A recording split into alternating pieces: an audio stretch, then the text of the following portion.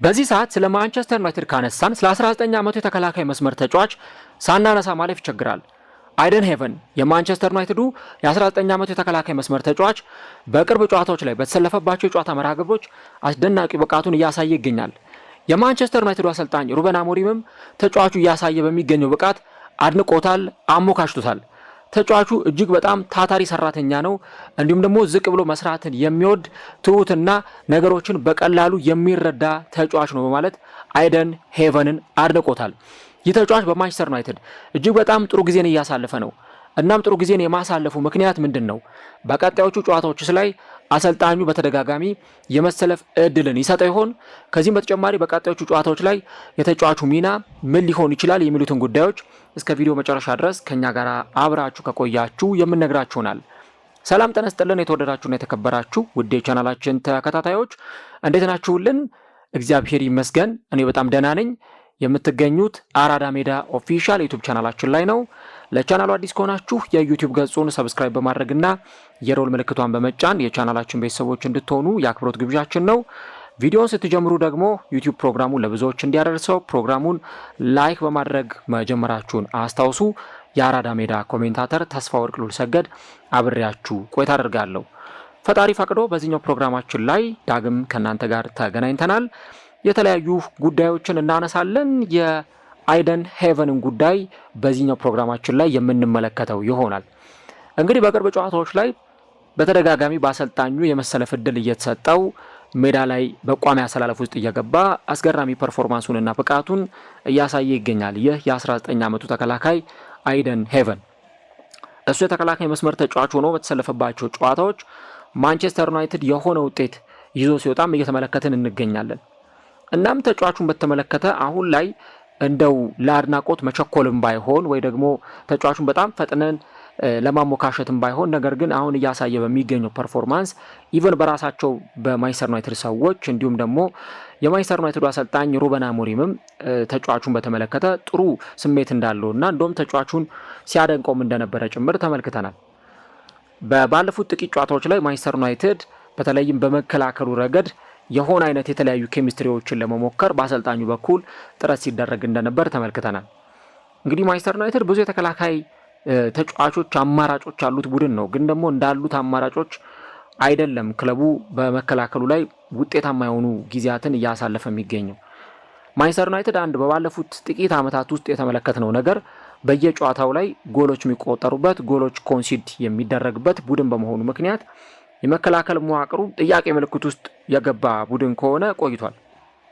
እንግዲህ በቡድኑ ውስጥ በጣም ቁልፍ የሚባሉ ተጫዋቾች አሉ። እነ ሊዛንድሮ ማርቲኔዝ፣ እነ ማቲያስ ዴሊት፣ አሁን በአፍሪካ ዋንጫ ላይ የሚገኘው እነ ኑሴር ማዝራዊ አይነት ተጫዋቾች አሉ። ግን የማንቸስተር ዩናይትድ አጫወት ደግሞ የባክስሪ አጫወትም ስለሆነ አጫወታቸው ምናልባትም ሌሎች ክለቦች በባክ ፎር ከሚጫወቱበት አጫወት ደግሞ ለየት ስለሚል ሶስቱ የባክ ስሪ የተከላካይ መስመር ተጫዋቾች በደንብ የኋላ ደጀን ሆነው ያንን የመከላከል መዋቅር በደንብ ሊመሩና በዛ ጨዋታ ሂደት ውጤታማ ሊሆኑ ይገባል። ሁለቱ ተጫዋቾች እንደ ዊንግ ባክ የሚያገለግሉ ናቸው። አንዳንድ ጊዜ እነዚህ ዊንግ ባኮች እንደ አማድ ዲያሎ ብዙ ጊዜ እያጠቁ ይጫወታሉ። ነገር ግን ሲከላከሉ ክፍተት እንኳን ብናይባቸው አንዳንድ ጊዜ ለመውቀስም ትንሽ ሊያስቸግር ይችላል።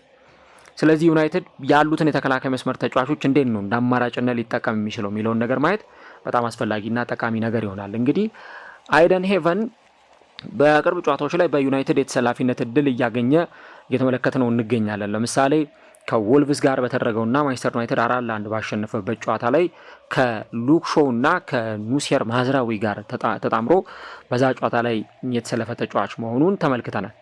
እንግዲህ በሴንተር ባክ ቦታ ላይ በቀጥታ እዛ ቦታ ላይ ሲጫወት ያየነው ተጫዋች ነው። እንዲሁም ከዌስትሃምም ጋር 1-1 በተለያዩበትም ጨዋታ ላይ በተመሳሳይ ተጫዋቹ ሲሰለፍ አይተነዋል። እንዲሁ ደግሞ በሌላኛውም የጨዋታ መርሃ ግብር በተለይም ማንቸስተር ዩናይትድ ከክሪስታል ፓላስ ጋር በተጫወተበት የጨዋታ ምሽት እንደተመለከት ነው ተጫዋቹ ተጠባባቂ ወንበር ላይ ነበር ሆኖ የጀመረው።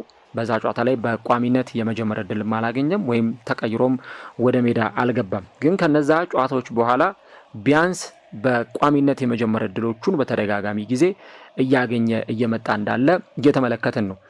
የቦርንመዙ 4-4 የተጠናቀቀው ጨዋታ የማንቸስተር ዩናይትድ የመከላከል ክፍተቶችን በደንብ በግልጽ የተመለከትንበት ነበር። ከአስቶን ቪላ ጋርም የተደረገውን ጨዋታን ብናይ ማንቸስተር ዩናይትድ 2-1 ሲሸነፍ እዚሁም ጨዋታ ላይ የመከላከል ክፍተቶችን አይተናል። ሃይቨን በሁለቱም ጨዋታዎች ላይ በተከታታይ ሲሰለፍ ነበር። እንዲሁ ደግሞ ባሳለፍነው ሳምንት ዩናይትድ ከሆኑ ጨዋታዎች በኋላ ነው ክሊንሺት አስመዝግቦ የወጣው። ምናልባት ማንቸስተር ዩናይትድ እንግዲህ በባክ ፎር ሲጫወት ለመጀመሪያ ጊዜ የተመለከትነው ከረጅም ጊዜ በኋላ በዚህ ጨዋታ ላይ ነው። በዛ ጨዋታ ላይ ዲዮጎ ዳሎ እና ሉክሾ በሁለቱ መስመሮች በኩል ተመልክተናቸዋል። እንዲሁ ደግሞ ሄቨን እና ሊዛንድሮ ማርቲኔዝ ደግሞ የሴንተር ባክ ቦታ ላይ ነበሩ። በትክክል ፓትሪክ ዶርጉና ማቴዎስ ኩኛ የመስመር ማጥቃቶቹን ይመሩ ነበር። ካዜሜሮና ኡጋርቴ የተከላካይ አማካይ ቦታ ላይ ሲሰለፉ፣ ማሰን ማውንት ከአጥቂው ቤንጃሚን ሼሽኮ ጀርባ ተሰልፏል። ቤንጃሚን ሼሽኮ ደግሞ የፊት መስመሩን ሲመራ የነበረ ተጫዋች ነው። ስለዚህ የሄቨን መሰለፍ በተደጋጋሚ ጊዜ አሁን በክለብ ውስጥ ያሉ አማራጮች እየሳሱ ከመምጣታቸው አንጻር ለምሳሌ የሌኒ ዮሮን ፐርፎርማንስ ብንመለከት ሌኒ ዮሮ ፐርፎርማንሱ ጥሩ ቢባል አይደለም። እንደውም የሆነ ጨዋታ ላይ በጣም በቃ አዝኖ የቡድን ጓደኞቹም ተጫዋቹን ለማረጋጋት ሁሉ ሲሞክሩ የነበረበትን ሂደት ተመልክተናል። ገና ወጣት ተጫዋች ነውና በአንድ ጊዜ ስብር የሚል አይነት ሜንታሊቲ ሊኖረው ይችላል። ፍራጃይል የመሆን ነገር ልንመለከት እንችላለን እና የሆኑ አይነት አማራጮችን ለመውሰድ ደግሞ ይገደዳሉ። አሁን እዚህ ቦታ ላይ ሁለት ነገር ይፈለጋል። አንድ ውጤታማነት፣ ሁለት ፐርፌክሽን ይፈለጋል። ምክንያቱም ከተከላካይ መስመር ተጫዋቾች ኳሱ ካለፈ ቀጥታ ከግብ ጠባቂው ጋር ነው ሌሎች ተጫዋቾች ሊገናኙ የሚችለው እና ጎል ማይሆንበት ምንም ምክንያት የለም ያ ግብ ጠባቂ ያንን ኳስ ሴቭ ካላደረገው ወይም ካላወጣው በስተቀር። ለዚህ እያንዳንዱ ጨዋታ ላይ የተከላካይ መስመር ተጫዋቾች ፐርፌክት እንዲሆኑ ይፈለጋል። ግን በዩናይትድ ደግሞ በአንድም በሌላ ምክንያት አማራጮች እየሳሱ እንደነበር ስናይ ቆይተናል። ለምሳሌ ሊዛንድሮ ማርቲኔዝ ለረጅም ወራት ጉዳት ላይ ነበር የቆየው። ከዚህ በተጨማሪ በቡድን ውስጥ ማቲያስ ዴሊት አሁን በጉዳት ምክንያት የለም። ኑሴር ማዝራዊ ወደ አፍሪካ ዋንጫው አቅንቷል። ምናልባት ከሞሮኮ ጋር ረጅም ጊዜን ሊቆይ ይችላል በዚያው በአፍሪካ ዋንጫው ላይ። ስለዚህ አማራጮች እየሳሱ በመምጣታቸው ምክንያት እንዲህ አይነት ወጣት ተጫዋቾችን ለመጠቀም አሰልጣኙ መገደዱ የማይቀር ነው። እንግዲህ ካለው ሁኔታ ጋር ተያይዞ በተለይም ደግሞ ሜዳ ላይ ስለሚሰጣቸው አገልግሎት ሩበን አሞሪም አንድ አስተያየት ሰጥቶ ነበርና በጣም ወደው ተጫዋች ነው አይደን የሚል ሀሳቡን አንስቷል። በጣም ትሁት ነው፣ ሀምብል ነው፣ በቃ ዝቅ ብሎ መስራትን የሚወድ ምክንያቱም ሁልጊዜ ታታሪ ሆኖ ሜዳ ላይ የምንመለከተው ተጫዋች ነው። በአርሰናል ይጫወት ነበር፣ ነገር ግን በአርሰናል የመጫወት ጊዜን አላገኘም። ስለዚህ ወደዚህ መጥቷል። እዚህ ደግሞ የመጫወት እድልን እየሰጠ ነው እና ለራሱ ምንም አይነት ሰበብ መስጠት የማይፈልግ ተጫዋች ነው። በቃ ቀጥታ መጫወት ይፈልጋል። የሆነ ነገር ሲነገረው እንኳን ኦኬ ይሄ ነገር እንደዚህ ነው ብሎ ወዲያው ያንን ነገር ይረዳል እና ደግሞ አንዳንድ ዲቴል የሆኑ ዝርዝር ነገሮችንም ሲነገሩት እነዛ ነገሮች በቀላሉ የሚረዳ ተጫዋች ነው የሚል ሀሳቡን ነው አሰልጣኙ የገለጸው እና በተለይም ደግሞ ተጫዋቹ ስትራግል ያደርጋል ወይም ደግሞ በመጫወት ሂደት ውስጥ ይቸገራል ብዬ አላስብም። በጣም በራስ መተማመን ያለው ተጫዋቻችን ነው እና በልምምድ ሜዳ ላይ በጣም የተሻለ ነው። ኢቭን በጨዋታ ላይ ብቻ አይደለም፣ እንደውም ከጨዋታው በላይ በልምምድ ሜዳ ላይ በጣም ያስገርመናል እና እንደውም የመሪነት አቅም ያለው ሁሉ ተጫዋች ነው በማለት ተጫዋቹን ሩበን አሞሪም ሲያሞካሸውም እንደነበረ ተመልክተናል። እንግዲህ አንድ አሰልጣኝ ገና ያውም የ19 ዓመት ተጫዋችን በእንዲህ አይነት ሁኔታ በራስ መተማመን ያለው የመሪነት አቅም ያለው ተጫዋች በማለት የሚገልጸው ከሆነ ተጫዋቹ የመረም በጣም ጥሩ አቅም ያለው ተጫዋች መሆኑን መረዳት ይቻላል ማለት ነው። ሩበን አሞሪም እንዳለው ተጫዋቹ በአርሰናል ነበረ እንግዲህ በአርሰናል አካዳሚ ውስጥ የመጫወት ጊዜን ሲያሳልፍ የነበረው ገና የ8 ዓመት ልጅ ሳለ ነው አርሰናልን የተቀላቀለ የነበረው።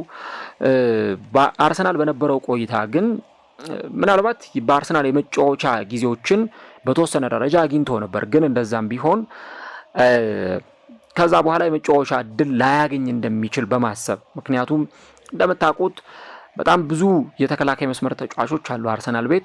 ያውም ራሱ አርቴታ ከፍተኛ ትኩረት የሚያደርገው የተከላካይ መስመር ተጫዋቾች ላይ ነው። አሁን ባለው ሂደት እንኳን በውሰቱ ላይ የተሰጡትን እነ ጃኩብ ኪቪዮርን እና እነ ኦሌክዛንደር ዚንቼንኮን ሳንጨምር ወደ 7 ወይም 8 አካባቢ የተከላካይ መስመር ተጫዋቾች አሉ በአርሰናል ቤት ውስጥ ማለት ነው። ሳሊባና ማጋሌሽ ሁለቱ የሴንተር ባክ ተጫዋቾች፣ እነ ካላፊዮሪ፣ ስኬሊ፣ ቲምበር፣ እነ ቤን ዋይት፣ ፔሮ ሂንካፔ አይነት ተጫዋቾች ያሉበት ስብስብ ነው እና ሰብሮ መግባትም ከባድ ነው። ካራቦ ካፕ ላይ እንኳን እድል ለማግኘት በጣም አስቸጋሪ ሊሆን ይችላል እና በማንቸስተር ዩናይትድ እንግዲህ የመሰለፍ እድል ሊያገኝ እንደሚችል በማመን ነው ተጫዋቹ ወደ ማንቸስተር ዩናይትድ ያቀን ነው። በባለፈው አመት የካቲት ወር ላይ የ4 ዓመት ተኩል ኮንትራት ነው በማንቸስተር ዩናይትድ የተፈራረመውና በማንቸስተር ዩናይትድ በተለይም የፕሪሚየር ሊግ ጨዋታውንም በባለፈው አመት አከናውኗል ከሌስተር ሲቲ ጋር በተከናወነው ጨዋታ ማለት ነው።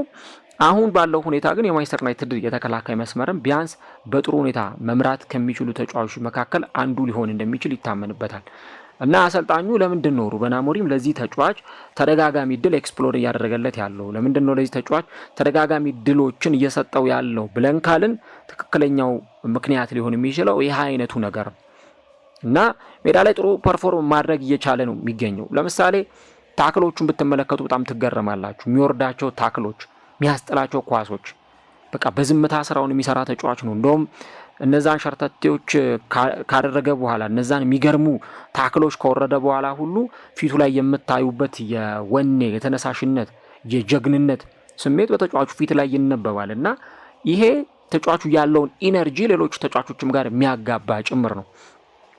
ምናልባትም ደግሞ ማንቸስተር ዩናይትድ አሰልጣኙ ሩበን አሞሪም እንግዲህ በቀጣዮቹ ጊዜያት እኔ በባክ ፎር መጫወት እፈልጋለሁ በ4 ተከላካዮች ከዛ በ4-3-3 ሊሆን ይችላል በ4-2-3-1 አሰላለፍ ሊሆን ይችላል በዚህ አይነት አሰላለፎች መጫወት እፈልጋለሁ ብሎ የሚያስብ ከሆነና አሁንም እያሰበ እንዳለው ያንን ነገር ተግባራዊ የሚያደርገው ከሆነ በእርግጠኝነት ይሄ ተጫዋች ሊጠቅመው ይችላል እና አንድ በተለይ ለወጣት ተከላካዮች ትልቁ ፈተና የሚሆነው ነገር ጎል ኮንሲድ ሲደረግ ቀጥታ ጣት የሚቀሰረው እንዲህ አይነት ተጫዋቾች ላይ ነው አሁን እንጂ ሌኒ ዮሮን ብትመለከቱ ሪያል ማድሪድ እኮ የፈለገው ተጫዋች ነው። ሌሎች ትልልቅ ክለቦችም ተጫዋቹ ላይ ቀልባቸው አርፎ እንደነበር ሲገለጽ ቆይቷል እና እንዲህ አይነቱን ጫና ግን ለመሸከም ደግሞ ትከሻቸው ገና ልጅ ነው እና ያው ፕሪሚየር ሊግ ላይ የሆነ ስህተት ከተሳሳት አይቀርም መተቸታ አይቀርም የሆነ ነገር መባሉ አይቀርም። ሌኒ ዮሮ ደግሞ በአስቶን ቪላው ጨዋታ ላይ እንደተመለከተነው ሁለቱም ጎሎች ሲቆጠሩ ተጫዋቹ ላይ ጣቶች ሲቀሰሩ ነበር። የሞርጋን ሮጀርስ ጎሎች ሲቆጠሩ በደንብ ከቨር ማድረግ አልቻለም ከሚለው ነገር አንፃርና በተለይ ደግሞ አሁን ካለው የማንቸስተር ዩናይትድ እያንዳንዱ የጨዋታ መደራረቦች አንፃር እንዲሁ ደግሞ የተከላካይ መስመር አማራጮቹ ከመሳሳታቸው አንፃር ይህን ተጫዋች በተደጋጋሚ ጊዜ አሰልጣኙ መጠቀሙ ልክ ነው ብዬ አምናለሁ እና አሰልጣኙ በየጨዋታው ላይ የሚሻሻል በየጨዋታው ላይ ሁልጊዜ አንድ ደረጃ የሚያድግ ተጫዋች ነው። ገና ታዳጊ ነው፣ ነገር ግን የሚያሳያቸው እንቅስቃሴዎች ቀስ በቀስ ተጫዋቹ እያደገ ነው ያለው የሚል ሀሳብ ነው በአሰልጣኙ በኩል የተነሳው። እንግዲህ ተጫዋቹ በአያቱ በኩል የጋና የዘር ግንድ እንዳለው ይነገራል እና እንደውም ለጋና ብሔራዊ ቡድን ለምን አይጫወትም በቀጣዩ የዓለም ዋንጫ ላይ የሚሉ በርካታ ጥያቄዎች ይነሱ ነበር። ተጫዋቹ ለንደን ውስጥ ነው የተወለደው፣ ስለዚህ ለእንግሊዝ ብሔራዊ ቡድን መጫወት ይችላል። ነገር ግን ደግሞ አዘሴም ታይም ለጋና ብሔራዊ ቡድን መጫወት የሚያስችለው አማራጭ አለው እና የጋና እግር ኳስ ማህበር እንደውም ይህንን ተጫዋች ወደዚህ ቡድን እንዲመጣላቸው የማድረግ ሀሳብም ጭምር አላቸው። ነገር ግን ቢቢሲ ስፖርት እንደዘገበው ከሆነ ያ ነገር አማራጩ ቢኖርም ተጫዋቹ ለእንግሊዝ ብሔራዊ ቡድን የመጫወት ፍላጎት ሊኖረው እንደሚችልም ጭምር ነው የተገለጸ የሚገኘውና እንግዲህ ምን ያክል በእንግሊዝ ብሔራዊ ቡድን ቢጫወት አማራጭ ሊያገኝ ይችላል የሚለውን አብረን የምንመለከተው ጉዳይ ይሆናል። ነገር ግን ጋናዎች ይህንን ተጫዋች በዓለም ዋንጫ ላይ ይዘውት የመጫወትና የመቅረብ ፍላጎት እንዳላቸው ነው። ያም የመጣው ተጫዋቹ ካለው ጥሩ ብቃት የተነሳ ሜዳ ላይ ፐርፎርም ከሚያደርገው ዴሊቨር ከሚያደርገው ነገር የተነሳ ነው። አሁን ማንቸስተር ዩናይትድ ዛሬም ከወልቭስ ጋር ይጫወታል። በእርግጠኝነት ይህን ተጫዋቹን በቋሚነት ሲጀምር የምንመለከተውና እንደዚህ ደግሞ በተደጋጋሚ የጌም ታይም እያገኘ መምጣቱ የበለጠ ለተጫዋቹ ጥሩ ተነሳሽነትንና በራስ መተማመንን የሚሰጠው ነው። እንደውም ካስታወሳችሁ እኔ በዩናይትድ በቃ ለመጨረሻ ጊዜ ጥሩ የሴንተር ባክ ጥምረት ያየሁት 2022-23 ላይ ነበረ። እዛ ሲዝን ላይ ራፋኤል ቫራን እና ሊዛንድሮ ማርቲኔዝ በጣም ድንቅ ጥምረት ነበራቸው እና ያንን አይነት ፐርፎርማንስ ከዛ በኋላ አልተመለከትንም በዩናይትድ የመከላከል መዋቅር ውስጥ እና አሁን በተለይ ሊዛንድሮ ማርቲኔዝን እና ይህንን ተጫዋች በማጣመር ጥሩ ነገር ቢያንስ ሊያገኙ የሚችሉበት እድል እንዳለ ይነሳል። ለማንኛውም እንግዲህ አይደን ሃይቨን አሁን በማንቸስተር ዩናይትድ ስሙ በጣም እየተነሳ የሚገኝ ተጫዋች ነው። ዩናይትዶች በተደጋጋሚ ጊዜም ሲጠቀሙት ልንመለከት እንችላለን። ስለዚህ የተከላካይ መስመር ተጫዋች ምን ትላላችሁ? ኮሜንት ላይ የገባችሁ ሀሳቦቻችሁን ጻፉልን። አርሰናል በዚህ ዝውውር የሚቆጭበት ይሆን? ኮሜንት ላይ ሀሳቦቻችሁን አስቀምጡልኝ። እንግዲህ ተጫዋቹ እያሳየ የሚገኘው ፐርፎርማንስ ግን ዩናይትድን በደንብ እየጠቀመ ይገኛል። ለወደፊት የሚያድግ ፖቴንሻል እንዳለውም ሜዳ ላይ በደንብ እያስመለከተ በመሆኑ ምክንያት አሰልጣኙም የመሰለፍ እድልን ደጋግመው እየሰጡት ይገኛሉ።